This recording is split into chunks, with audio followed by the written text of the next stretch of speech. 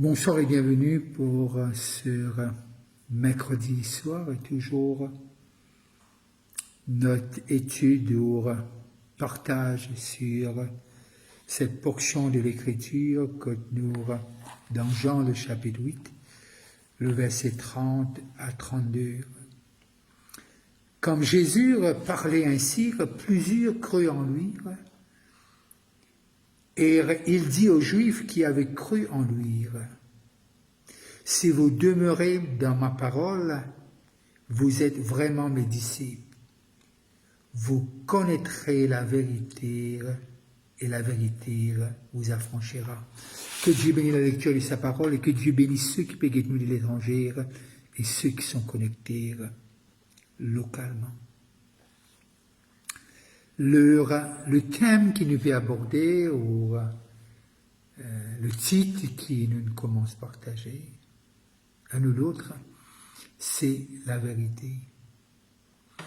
Et nous arrivons à comprendre à partir de ce que nous commençons à partager il y a 2 semaines de cela, c'est 3e semaine maintenant, la vérité est notre réalité.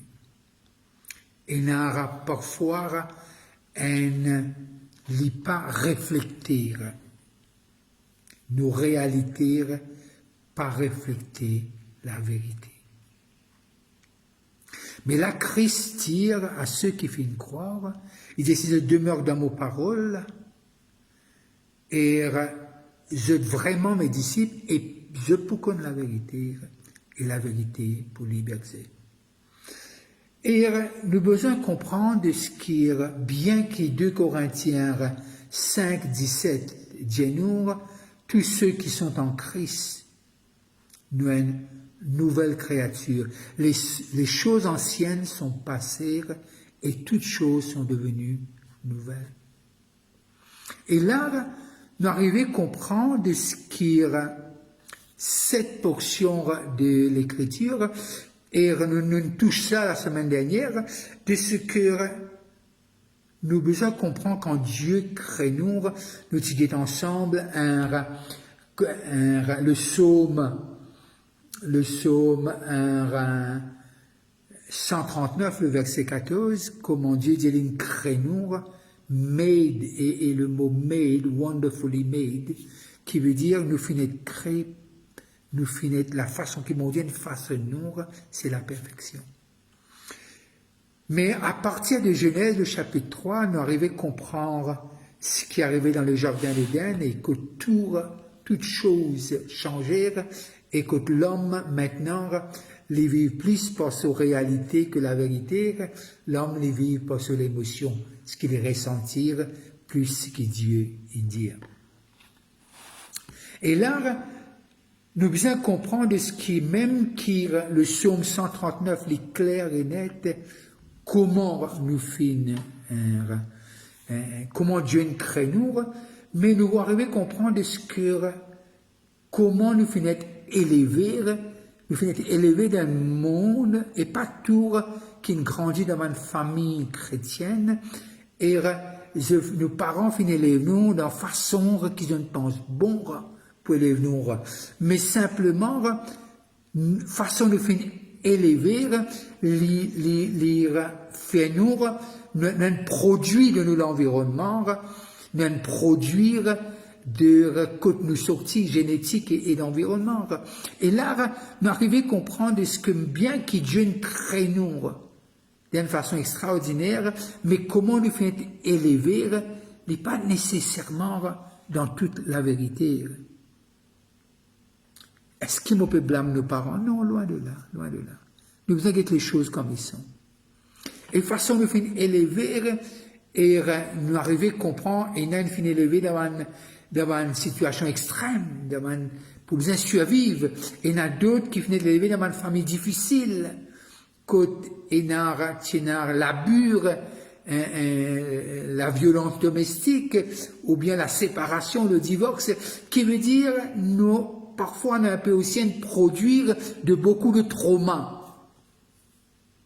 Je n'ai pas envie par là être très négatif, mais c'est la réalité des choses. Mais là, nous arrivons à comprendre ce qui Jésus, ce qu'il dit, il est clair et net. La vérité pour rendre nous libres. Et puis, il n'y a personne qui peut rendre nous libres, ce n'est que Jésus, ce n'est que la parole de Dieu. Parce que quand nous lisons dans Jean, on arrive à comprendre, au commencement était la parole est avec Dieu, la parole se fait manifester chair, et la parole fait une venir et demeure parmi les hommes. Alors, il dit à tous ceux qui peuvent croire, il donne nous le pouvoir pour devenir enfants de Dieu. Laissez-moi lire. Jean 1, le verset 12. Mais à tous ceux qui l'ont reçu, à ceux qui croient en son nom, c'est Jésus qui dit, elle a donné le pouvoir de devenir enfants de Dieu, lesquels sont nés non du sang, ni de la volonté de la chair, ni de la volonté de l'homme, mais la volonté de Dieu. La volonté de Dieu. Alors, nous faisons grandir ainsi, mais cette nouvelle naissance, selon Romains 12, nous besoin renouvelle nos pensées. Nous besoin renouvelle nos pensées. Selon cette vérité. Quelle vérité? Jésus est le chemin, la vérité et la vie. Selon la parole de Dieu qui ne change pas. Selon la parole de Dieu qui ne change jamais. Et c'est ça. Alors, si nous lisons dans ce même chapitre 8 de Jean, on arrive au verset 44 et le verset 45. Qu'est-ce que Jésus dit? Vous avez pour père, avec les pharisiens qui étaient là, vous avez pour père le diable, et vous voulez accomplir le désir de votre père. Il a été meurtrier dès le commencement, et il ne se tient pas dans la vérité, parce qu'il n'y a pas de vérité en lui. Il n'y a pas de vérité en lui, parce qu'il n'y a pas, lorsqu'il profère le mensonge, il parle de son propre fond, car il est menteur et le père du mensonge. Qui veut dire, nous finissons élevés dans une atmosphère très souvent de foire, pas de vérité. Nous finissons grandis dans une atmosphère loin de la vérité. Et ça, c'est quelque chose qui nous besoin prendre en compte. Alors, c'est pour cela que nous arrivons à comprendre dans un genre, le chapitre 1er, le verset 12, quand il dit quelque chose, il dit ceux qui croient en son nom, elle a donné le pouvoir de devenir enfants de Dieu, qui veut dire enfants de vérité, lesquels sont nés non du sang, ni de la volonté de la chair, ni de la volonté de l'homme, mais de Dieu, qui veut dire nous élection pour être appelés enfants de Dieu, cela vient du ciel. C'est pas d'ici-bas. Alors, mais nous besoin défaire nous de ce qui nous fait apprendre. Nous l'enfant à son adolescence, et apprendre selon Romains 12, renouvelle nos pensées selon la parole de Dieu, qui est la vérité et la vie. Et ça, c'est important, parce que nous devons comprendre que maintenant nous sommes une nouvelle créature. C'est nos responsabilités en tant qu'enfants de Dieu, choisis par Dieu, qui nous renouvelle nos pensées et nous pas laissons affecter par les ruses du diable. Pourquoi? C'est le menteur et c'est le père des mensonges. Alors, nos réalités, très souvent des fois, les élèvent contre cette parole. Les élèvent contre cette parole. Alors, quand nous lisons dans 2 Corinthiens, 2 Corinthiens, le chapitre 10, le verset 3 à 5. Qu'ils ont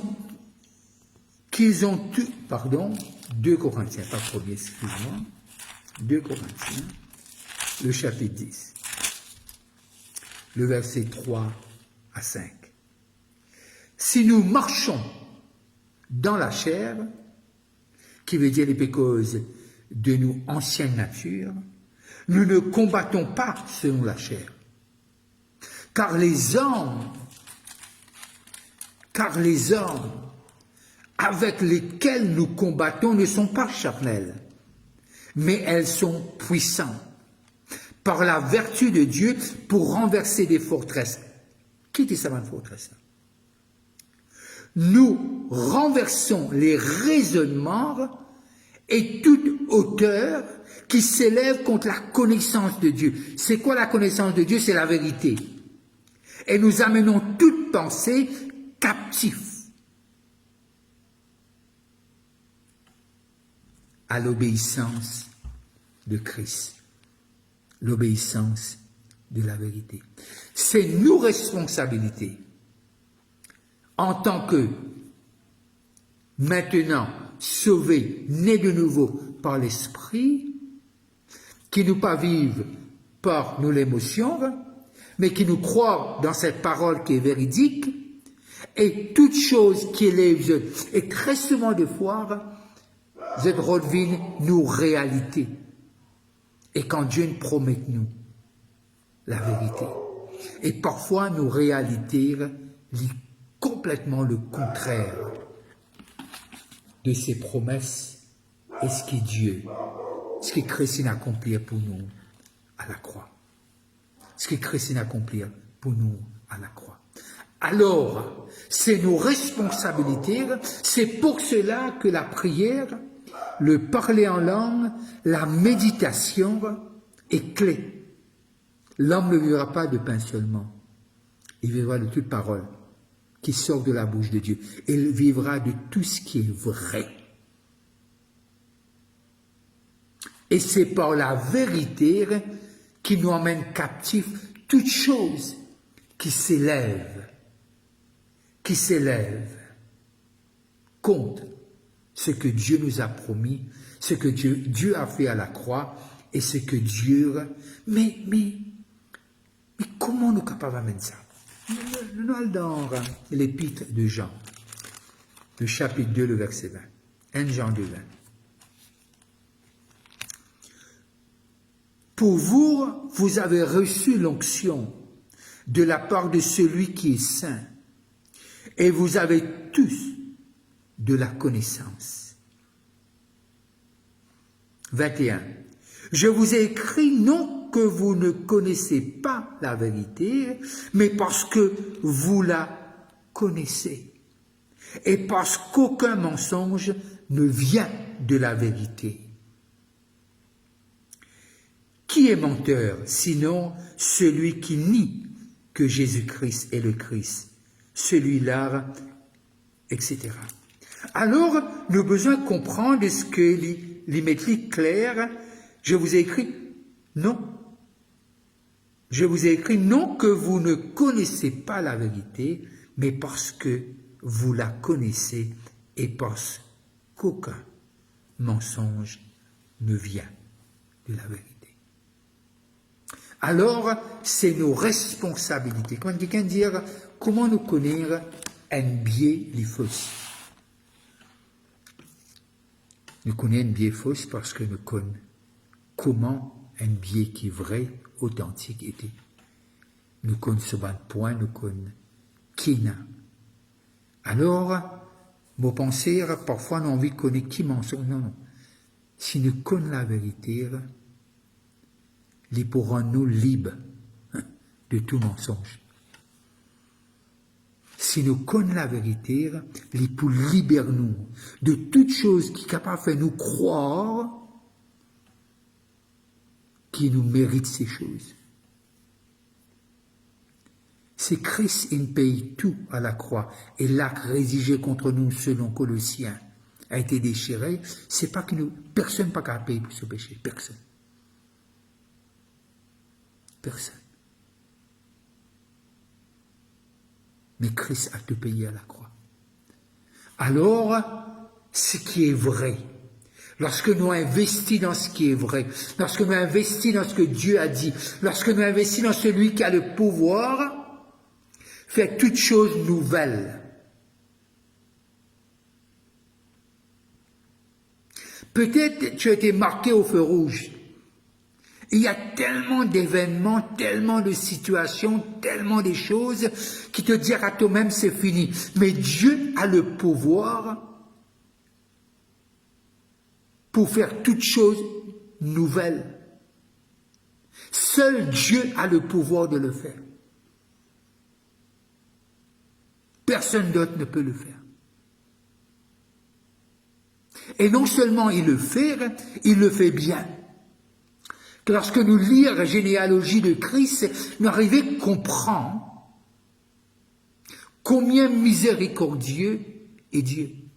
Les gens qui vont apparaître dans cette généalogie de Christ. Et nous arrivons à comprendre que Dieu seul a le pouvoir pour faire toutes choses nouvelles. Personne d'autre a le pouvoir de le faire. Alors, investis dans la vérité, passe le temps dans la vérité, priez en langue, priez en citant les promesses de Dieu, la parole de Dieu, nous encourage nous-mêmes. Celui qui prie en langue s'encourage lui-même son esprit. Et on prie parce qu'on n'arrive pas à savoir comment prier. L'Esprit nous aide à prier selon la vérité.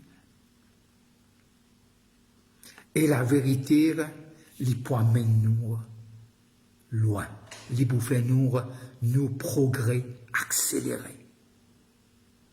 C'est pour cela. C'est pas nous besoin de comprendre ce qui peut sortir de nous. Premièrement, nous besoin d'en nous. Quand la vérité en nous. Nous pouvons connaître déjà l'Esprit de Dieu qu'il dit qu'il peut envoyer dans Jean, le chapitre 14. Et on arrive à comprendre, il peut diriger nous et aussi dans le chapitre 16. Laisse-nous lire Jean 16, le verset 12 à 15, pour terminer. Jean. Et nous vous trouver comment 16, 12 à 15. J'ai encore beaucoup de choses à vous dire, mais vous ne pouvez pas le porter maintenant. Quand le Consolateur sera venu, il est venu, le Saint-Esprit, l'Esprit de vérité. Quand le Consolateur sera venu, l'Esprit de vérité, il vous conduira dans toute la vérité. Mais il dira tout ce qu'il aura entendu. Il vous annoncera les choses à venir. Il me glorifiera parce qu'il prendra de ce qui est à moi et vous l'annoncera. Tout ce que le Père a et à moi, c'est pourquoi je dis qu'il prend de ce qui est à moi et qu'il vous l'annoncera. L'esprit de vérité. Alors, on a l'esprit de vérité qui habite en nous. Il va nous diriger dans toute la vérité. Et chez cette phrase, je dois prendre congé de vous et je vous dis bonne soirée. Si vous passez à table, bon appétit. Mais c'est que l'esprit que tu as, l'esprit de Dieu qui est en toi, ça suffit. Parce qu'il va t'emmener sur l'autoroute de la vérité. Il parlera de la part du Père et du Fils. Sois sans crainte, tu es accompagné jusqu'à ton dernier jour sur terre par le plus grand, Le Père, le Fils et le Saint-Esprit ne sont pas en compétition. L'Esprit n'a pas été révélé à la fin parce que l'Esprit est moins, non. Le Père est Dieu, le Fils est Dieu, l'Esprit est Dieu. 3 personnes, mais un seul Dieu. Et l'Esprit que Dieu nous a scellé. Parce que c'est par sa volonté que nous sommes sauvés. Nous sommes nés par sa volonté, pas du sang ou de la chair. Alors l'Esprit t'emmènera. Il va t'enseigner. Alors prends courage. Je ne sais pas ta situation d'aujourd'hui, mais prends courage, tu n'es pas seul. Ta réalité doit se courber devant ce que Dieu t'a promis. Alors, si vous avez un moment, priez pour moi et ma famille, priez pour le pays, et que Dieu vous bénisse. Que la lumière de sa face n'arrête pas de briller sur vous, indépendamment de ta réalité. C'est que tu es spécial. Bye bye, et restez connectés.